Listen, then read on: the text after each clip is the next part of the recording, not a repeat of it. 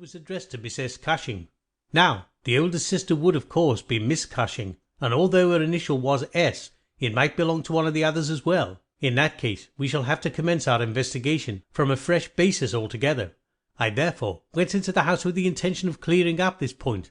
I was about to assure Miss Cushing that I was convinced that a mistake had been made when you may remember that I came suddenly to a stop. The fact was that I had just seen something which filled me with surprise, and at the same time narrowed the field of our inquiry immensely. Holmes, the cardboard box. You found something compromising? Absolutely nothing. That's what amazed me. However, you have now seen the point of the picture. It shows him to be a wealthy man.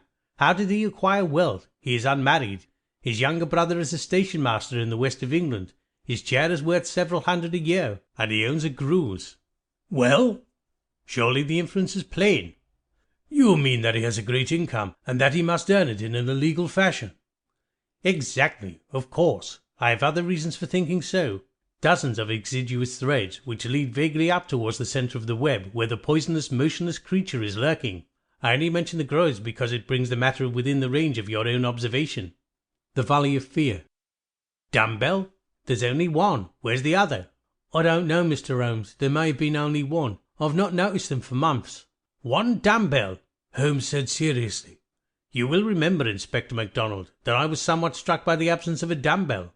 All my lines of thought led me back invariably to the one basic question. Why should an athletic man develop his frame so unnatural an instrument as a single dumbbell? Holmes, The Valley of Fear. Small pieces of information may in themselves look to be of no importance, but may clarify things when taken together. Let us take it link by link. Holmes, Wisteria Lodge. You see all these isolated facts, together with many minor ones, all pointed in the same direction. Holmes, A Case of Identity. Remarkable, is it not? But consider the facts. It is a coincidence that it is found at the very point where the train pitches and sways as it comes round on the points.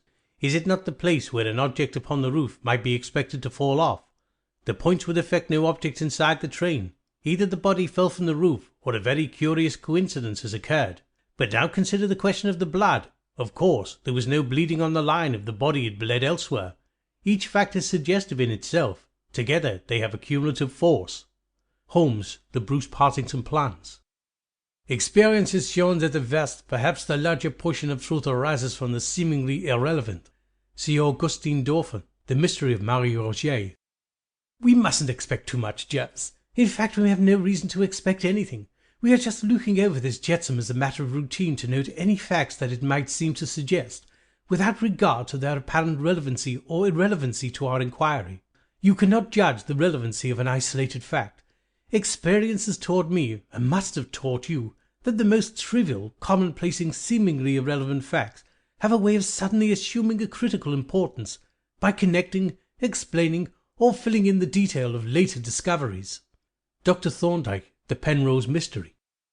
Strip away things that don't count and focus on what matters. The core. Eliminate possibilities. What can we exclude? Assuming the true solution or explanation is among the considered possibilities. Another point is to endeavour to cultivate the habit of orderly thinking exactly as of orderly examination. This should be within the power of the majority and is worth every effort. As a rule, it is possible in a problem of diagnoses to state all possibilities and by exclusion narrow them down to one, possibly, or two or more. Thomas McCrae, The Method of Zadig. Such was the problem which my visitor laid before me. It presented, as the astute reader will already have perceived, few difficulties in its solution, for a very limited choice of alternatives must be to get to the root of the matter. Still, elementary as it was, there were no points of interest and novelty about it which may excuse my placing it upon record. I will now proceed, using my familiar method of logical analysis, to narrow down the possible solutions. Holmes, The Blanched Soldier. But very few books would correspond with that. Exactly. There lies our salvation. Our search is narrowed down to the standardized books which anyone might be supposed to possess. Holmes, The Valley of Fear. What doesn't matter? What can't happen? What can't it be?